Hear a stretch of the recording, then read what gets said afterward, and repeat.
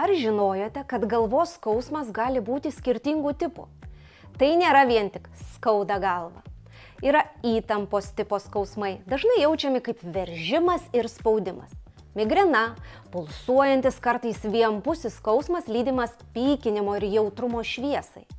O klasteriniai skausmai yra itin stiprus, bet trunka trumpai. Kasgi juos sukelia? O priežasčių daug. Stresas, miego trūkumas, dehidratacija, netaisyklinga laikysena, net tam tikras maistas ar orai. Stebėkite, kada ir kaip skauda, kokie simptomai lydi.